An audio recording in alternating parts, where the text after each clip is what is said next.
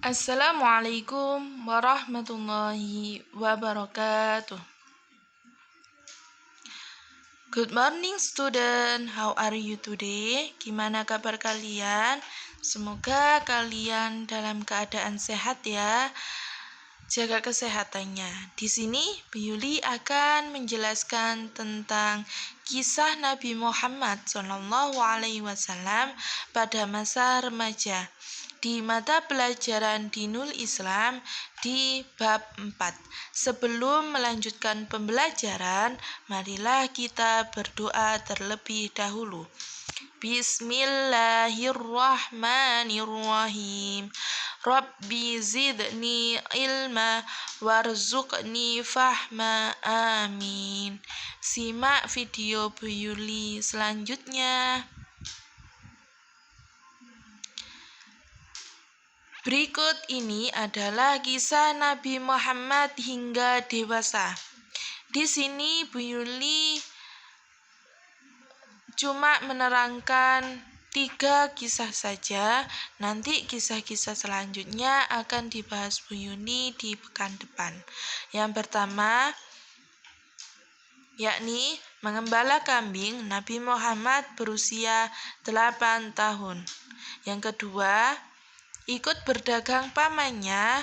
Nabi Muhammad berusia 12 tahun. Sedangkan mendapatkan gelar Al-Amin, Nabi Muhammad berusia 20 tahun. Bu Yuli akan menerangkan satu persatu kisah tersebut. Yang pertama yakni mengembala kambing.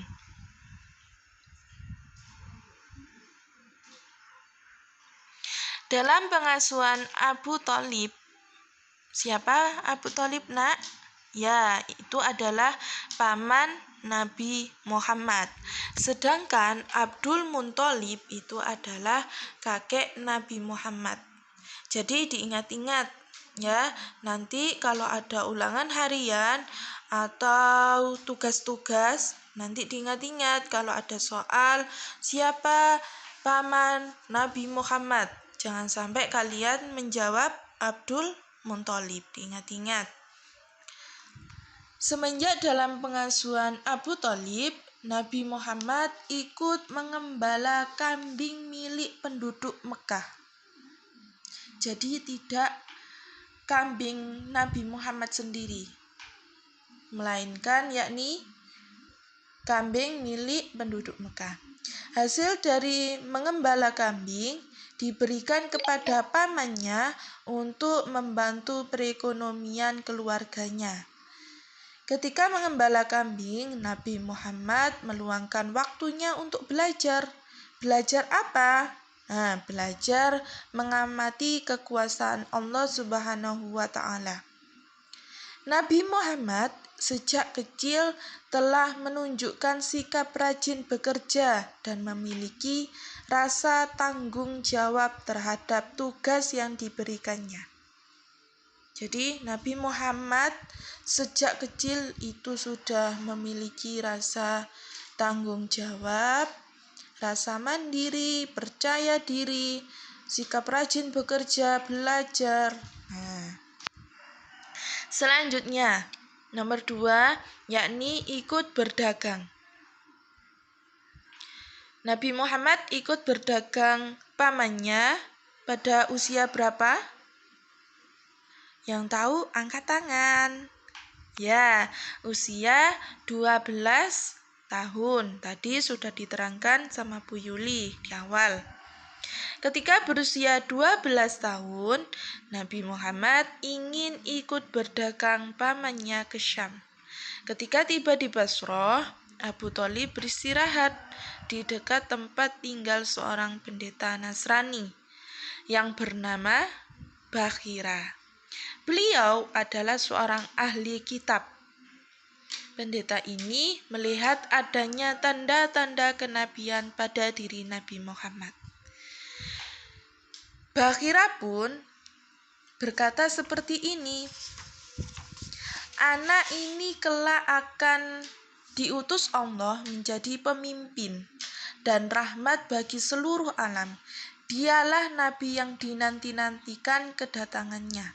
Karena itu, bawalah dia kembali ke Mekah, dan jangan biarkan kaum Yahudi di negeri Syam menyakitinya. Setelah Bakhira berkata seperti itu ke Abu Thalib, akhirnya Abu Thalib dan Nabi Muhammad tidak jadi melanjutkan perjalanannya ke Syam. Akhirnya Abu Thalib dan Nabi Muhammad kembali ke Mekah. Selanjutnya, mendapatkan gelar Al-Amin. Pada usia 20 tahun, Nabi Muhammad mendirikan lembaga yang bernama Hifzul Fuzul, yang bertujuan membantu orang-orang miskin yang teraniaya. Selain mengurusi lembaga ini, Nabi Muhammad juga membantu pamannya berdagang. Jadi, selain mengurusi lembaga tersebut, Nabi Muhammad membantu pamannya untuk berdagang. Beliau terkenal sebagai orang yang adil dan memiliki rasa kemanusiaan yang tinggi. Nah, sedangkan Al-Amin ini artinya adalah dapat dipercaya. Kenapa kok Nabi Muhammad mendapatkan gelar Al-Amin? Begini ceritanya, Nak. Ketika penduduk Mekah memperbaiki bangunan Ka'bah yang rusak, terkena banjir, terjadi perselisihan antara suku untuk meletakkan Hajar Aswad. Akhirnya, salah satu dari mereka berkata seperti ini, serahkan keputusan ini kepada orang yang pertama kali masuk pintu Shafa. Mereka semua menunggu, siapa ya yang akan masuk di pintu Shafa?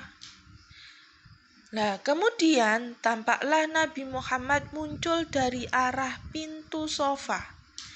Semua hadirin berseru, itu dia Al-Amin, orang yang terpercaya. Kami rela menerima keputusannya. Kemudian Nabi Muhammad menyelesaikan masalah tersebut dengan membentengkan sorbannya, lalu meletakkan batu tersebut di atas sorban. Sorban maksudnya ya. Dan mengutus setiap kepala suku untuk mengangkat sorban tersebut bersama-sama.